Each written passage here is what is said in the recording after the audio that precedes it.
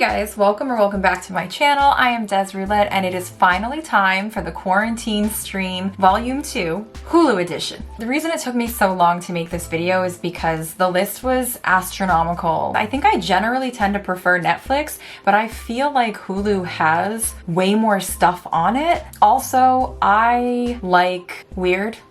And I think that Hulu has just a little bit more weird. I'm going to do movies and TV shows, obviously broken up in 2 parts. So I had some difficulty narrowing down the list. I did make some notes. I did pull some descriptions off of Google, off of Wikipedia, just so that I could better articulate what can be expected from some of these titles. So, Hulu. Movies. A lot of people are gonna judge me for this, but listen, a lot of people hate on this series, but I'll just read you the Wikipedia description. Into the Dark is an American horror anthology web television series produced by Hulu. The first season premiered in October of 2018, and it consists of 12 feature-length episodes typically revolving around a holiday. The Into the Dark series is produced by Blumhouse. I love them. Even the bad movies that they make, I love them. I don't know. I'm kind of like an old school horror fan, except that I've grown out of only appreciating like giallo films and Fulci and the sort of groundbreaking horror films that came out from the 70s. I'm actually kind of a fan of remakes and modern horror, even if it's not very good. I don't know why. I just enjoy it. I'm a lover. I just love everything, and that makes me happy, so I'm gonna do it. Anyway, the Into the Dark series is one of my favorite things to watch on Hulu. Every time they release a new episode, I watch it. I'm pumped, even if it's not very good. Everything is shot and edited and released in a very short period of time, so some of the production value is diminished through the course of adhering to a tight schedule, but lots of them are good anyway. But the one that I'm going to talk about is I'm Just Effing With You. F with an asterisk, cking. It is based around April Fool's Day, and it's a horror thriller. And the premise that I pulled off of Google says, a man and his sister must put up with a series of increasingly frightening pranks throughout their stay at a secluded motel. The actor who plays the protagonist is Hayes MacArthur, and he is just a national treasure. I might just love it because of how impressed I was with his performance based on how I had known him previously, which was as a comedy actor. And I thought the movie was really great too. I mean, it's a little campy, corny, but the characters are just good. The acting's good. Everything's good. I just recommend that movie. I like it so much. I watch it all the time. I watch it over and over. I recommend it to people. Nobody really likes it. I like it. You might like it. Don't hate on me. Next we have Annihilation. It was originally released through Netflix, but it wasn't available in the US, but now it is available on Hulu, and I thought Annihilation was a really cool movie. It is a sci-fi adventure. The description I pulled off Google says, Lena, a biologist and former soldier, joins a mission to uncover what happened to her husband inside Area X, a sinister and mysterious phenomenon that is expanding across the American coastline. Once inside, the expedition discovers a world of mutated landscapes and creatures that threatens both their lives and their sanity. I've never seen a movie like this. It was really creative, and it has one of the creepiest, most unsettling scenes I've probably ever seen in a movie of its kind. It does get a little out there toward the end, but all in all, really enjoyed this film. It's a little weird. I like weird. If you don't like weird, you might not like it. Next on the list, another weird one, is a movie called The Cleanse. This is considered a horror comedy. The ending feels a little abrupt. A heartbroken man attends a spiritual retreat in order to change his life, but he discovers the regimen releases more than toxins. Very vague. If I tell you exactly what it is, I'm basically giving away the movie. Not the greatest film I've ever seen, but I still consider it to be worth a watch if you are kind of into weird shit. Next on the list is a movie called Mom and Dad. This is like a horror comedy. I kind of stumbled across it one day. It stars Nicolas Cage and Selma Blair, and I was like, why haven't I heard of this movie? Like, I'm very familiar with both of these actors. A teenage girl and her little brother try to survive a wild 24 hours during which a mass hysteria of unknown origins causes parents to turn violent on their own children. The movie's violent, but I thought it was pretty good. I mean, the description kind of speaks exactly to what it is, and I'd probably watch it again. Next on the list is a movie called Greener Grass. This is a bizarre film, but it's a comedy. It was difficult for me to find a simple description of this film, so the best one that I found says, "Greener grass is far from the first comedy to skewer suburbia, but it might be among the most bizarre and surreally distinctive. I've never seen anything like it." Next on the list is a movie called Lowlife. This also is a movie that I just stumbled across, and the cover just looks like a luchador, which intrigued me, and then I read the description. Several ill-fated characters intersect in a clever pulp fiction-like black comedy crime melodrama without the snarkiness. So I thought, this sounds like it's right up my alley. Lowlife is like a bizarre, brutal crime comedy. When I finished watching it initially, I didn't know entirely what to make of it or how I felt about it, but it's kind of like repeated on me. Like, I've thought about this movie a lot, and as I've sort of sat with it, I've liked it more and more. I don't think that it's something that you're likely to find organically, so I wanted to make sure that I put it on the list. Okay, next we have 2 documentaries. The first documentary is called Dumb. It details the history of the boundary-pushing, taboo-breaking, crassly humorous Big Brother magazine that spawned MTV's Jackass and a generation of skaters.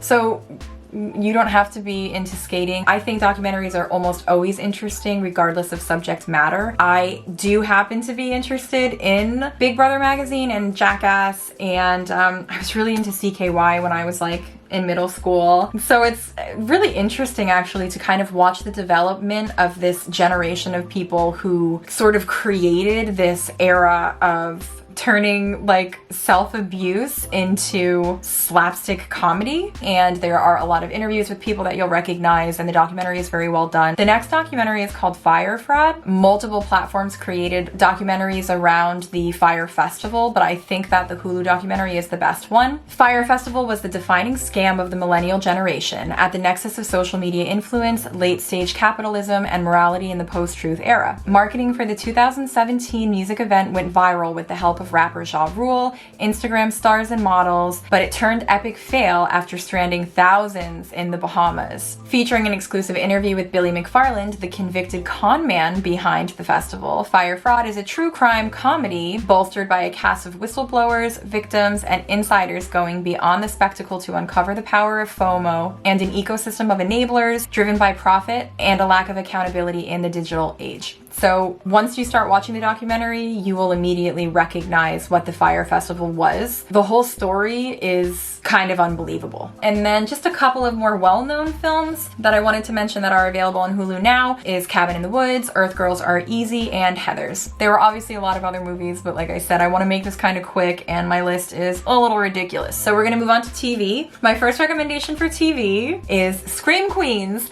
This is like a horror comedy slasher TV series with ridiculous characters. It's super entertaining and silly, but it actually also has some really cool horror elements, and I just think it's so entertaining. I enjoyed the hell out of this series. Unfortunately, there are only 2 seasons. It was canceled after season 2, but like, I never thought that I would have liked that show. I just assumed it was gonna be like American Horror Story, which I think is mostly a dud. But when I finally gave it a chance, I was totally blown away and I love it, love it. So Scream Queens, yes. Next on the TV recommendations is Pen 15. This is considered a cringe comedy. I don't know if you've watched Big Mouth on Netflix. This is not animated, but the subject matter is kind of similar. So it's a cringe comedy chronicling the true experiences of the 2 writers who also star as themselves in the year 2000 in middle school. So 2 ladies wrote the show and based it around experiences of their true life as teenagers. So you'll probably get uncomfortable watching it, but maybe I like that. Maybe you do. Okay, next on the list is Baskets. This show is relatively well known. It's FX on Hulu streaming. It's a comedy series, and it stars Zach Galifianakis. He plays Chip Baskets.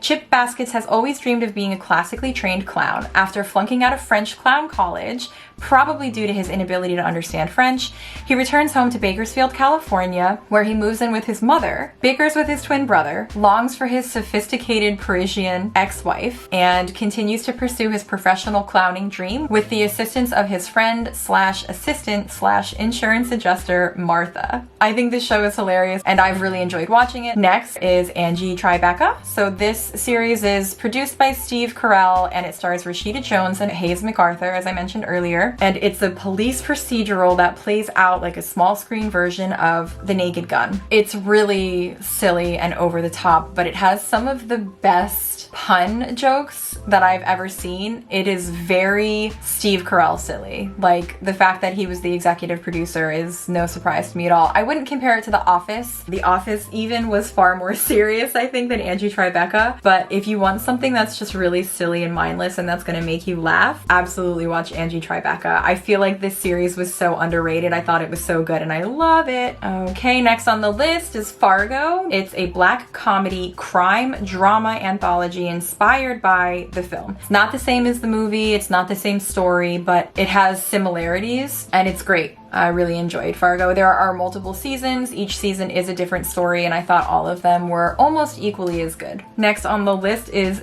Dave. This is another FX to Hulu. Dave is a comedy series about the rapper Lil Dicky, and it is based on the early days of him trying to prove himself as a white Jewish rapper in the hip-hop world, and nobody took him seriously because he's funny. However, there have been a few episodes that I'm kind of iffy on. I would consider Dave to be cringe comedy too, but all in all, it's pretty funny, and it's interesting to watch how he was able to sort of climb the ranks, so to speak, and get to where he is now. I think I know where the series is going because I am a fan of Lil Dicky and I know a little bit about his background story. Okay, and then this is the list of the probably more well-known series. It's Always Sunny in Philadelphia. I love that show. I'm always gonna love it.